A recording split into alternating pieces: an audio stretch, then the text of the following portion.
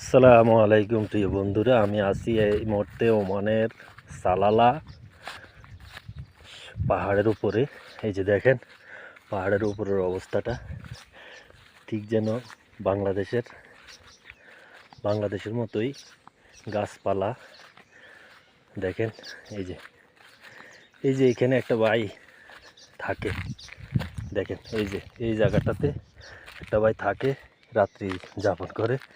সে এখানে বিভিন্ন এই যে আপনি দেখেন, এই যে দেখতেছেন, এই যে নিচে এগুলা টমেটো বাগান, টমেটোর মাজরা বলে।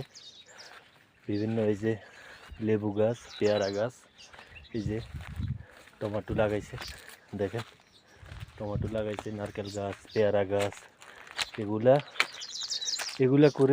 উৎপাদন করে এগুলোর থেকে যে পয়সাটা আছে সেই পয়সাটাই রেমিটেন্স হিসেবে দেশে যায়। দেখেন কত কষ্টের পরে, কত পরিশ্রমের পরে পাহাড়ে এই জায়গাগুলোতে থাকে। দেখছেন অনেক পরিশ্রম করে এখানে থাকে। এই যে এখানে আরবিরাও ঘরটর করে রাখছে, এই যে অ্যারাবিয়ানরা ঘর করে রাখছে। এরা মাঝে মাঝে আসে এখানে, কিছু সময় কাটায়। এই জাস্ট অন্য কিছু না, দেখেন এই পাথরের উপরে এই চারদিকে শুধু পাহাড় আর পাহাড়। দেখেন এই পাহাড়গুলোতেই তারা জীবনযাপন করে।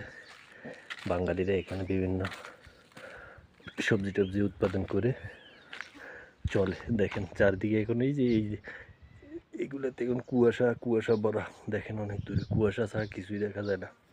আমরা যেখানে থাকি আমাদের থেকে এই পাহাড়টা উচ্চতা কমপক্ষে, সমতল থেকে আমাদের থেকে কমপক্ষে 1200-1400 ফুট উপরে হবে। দেখেন অনেক উপরে, এক একটা পাহাড় অনেক উপরে।